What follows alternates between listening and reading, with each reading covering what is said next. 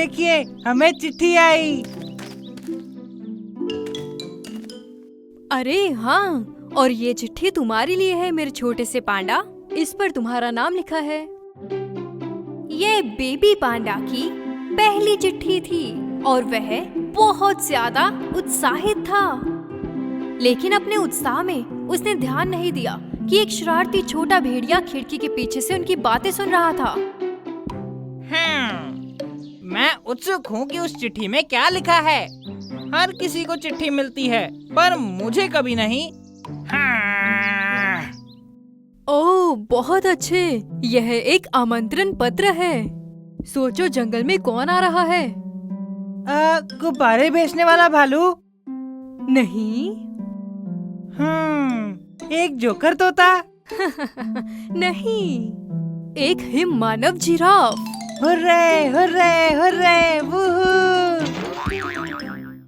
तो एक ही मानव जिराफ। तुम सबको पता चलेगा मुझे आमंत्रित ना करने का क्या मतलब है। जब सिर के सीधे ऊपर सूरज चमक रहा था, बच्चे जानवर जो आइसक्रीम खाना चाहते थे बांस के पेड़ों के पास इकट्ठे हो गए और हिम मानव जिराफ की प्रतीक्षा करने लगे।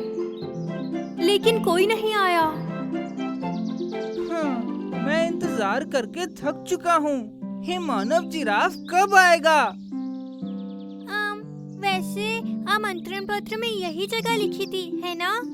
हाँ हाँ, हम सही स्थान पर प्रतीक्षा कर रहे हैं। यही है।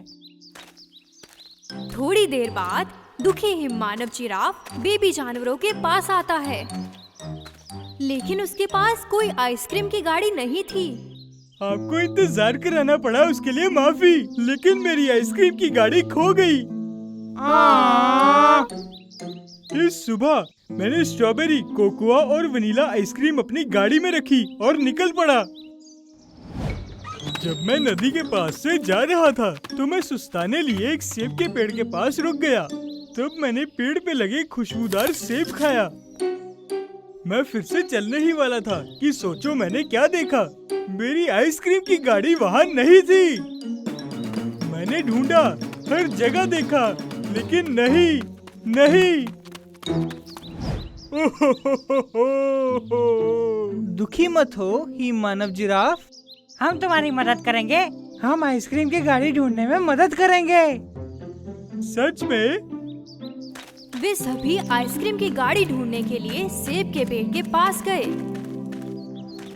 उसी क्षण वह शरारती भेड़िया, जिसने अपनी मांद में आइसक्रीम की गाड़ी को चुरा कर रखा था, वह भूख से सारी आइसक्रीम खाने लगा। यम यम यम। ओ, ये सब मेरा है। कोई नहीं, सिर्फ मैं यह आइसक्रीम खा सकूंगा। बेबी पांडा, जो आइसक्रीम की गाड़ी का पीछा कर रहा था, उसने अपने दोस्तों को आवर्धक कांच की मदद से चक्के के निशान दिखाए। यह आइसक्रीम गाड़ी के पहियों के निशान हैं। इस तरफ चलो, आओ। मगर पहियों के निशान खत्म हो गए जब वे ऊंची घासों के पास पहुंचे। ओह, अब हम क्या करेंगे? दोस्तों, मुझे खुशबू आ रही है। तुम्हें भी महसूस हो रही है? जैसे कि स्ट्रॉबेरी। हाँ, ये खुशबू स्ट्रॉबेरी की है। पांडा और उसके दोस्तों ने पेड़ के तने पर स्ट्रॉबेरी आइसक्रीम का एक टुकड़ा लगा हुआ देखा। मुझे लगता है हम सही रास्ते पर हैं। चलो इस तरफ।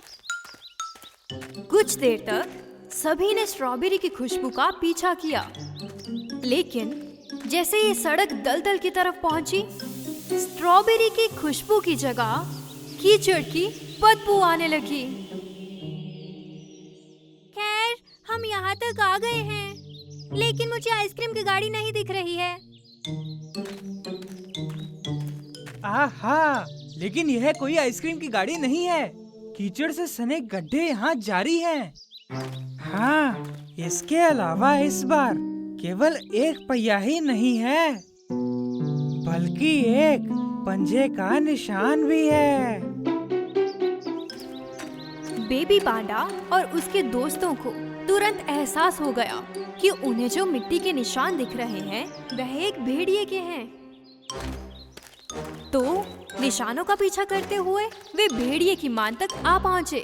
लोमड़ी ने कहा कि किसी एक को अंदर जाकर आइसक्रीम की गाड़ी लानी होगी।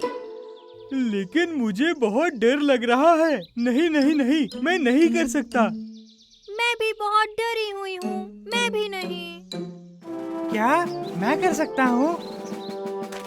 पांडा ने अपनी सारी हिम्मत जुटाई और भेड़िए की मांद की तरफ चलने लगा। कोई आ रहा है ये जानकर शरारती बेबी भेड़िया उसे डराने के लिए जल्दी से जोर जोर से चिल्लाने लगा। कौन है? यहाँ मत आना, मैंने जाल बिछाया हुआ है। अगर तुम अंदर आए तो मैं तुम्हें खा जाऊंगा। पांडा को भेड़िए की आवाज से पता चल गया कि वह बहुत बीमार है। तो वह बिना डरे उसके पास गया और देखा कि सारी आइसक्रीम खाई जा चुकी है। ओह, तुम तो बहुत बीमार हो भेड़िए।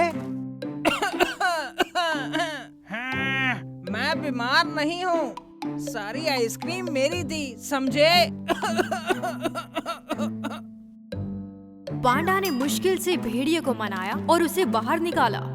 अन्य जानवर और जिराफ को भेड़िए को इतना बीमार देखकर बहुत आश्चर्य हुआ।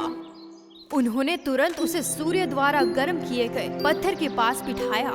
एक ने गर्म फलों की चाय पेश की, दूसरे ने स्वास्थ्यवर्धक बांस का सूप पेश किया और दूसरे ने उसे गर्म रखने के लिए एक लंबा स्कार्फ दिया। अगर तुमने आइसक्रीम गाड़ी चोरी नहीं की होती तो हमने आइसक्रीम बांट कर खाते और साथ में अच्छा समय बिताते, शैतान भेड़िए। हाँ, और तुम इस खूबसूरत गर्म दिन ठंडे और बीमार नहीं पड़ते। लेकिन तुम मेरे साथ आइसक्रीम नहीं बांटते क्योंकि तुमने मुझे आमंत्रण पत्र नहीं भेजा था। जब बेबी भेड़िए ने कहा कि उसे कोई पत्र नहीं मिला, मगरमच्छ ने उसके सामने खड़े पेड़ की शाखाओं की ओर इशारा किया। मुझे लगता है कि तुम्हें जो पत्र मिला वो वहाँ पेड़ की शाखाओं में फंस गया होगा, इसलिए तुम्हें दिखाई नहीं दिया। ओ, यहाँ डाकिया सारस हमेशा पत्र उनके मालिकों तक पहुँचाता है। देखो, इस पर तुम्हारा नाम भी है। उस दिन से भेड़िया एक ज्यादा सावधान पिल्ला बन गया और अच्छे दोस्तों के साथ बेहतर व्यवहार करने लगा, क्योंकि वह कभी नहीं भूला कि वन जीवन में सबसे महत्वपूर्ण चीज एकजुटता और मित्रता है।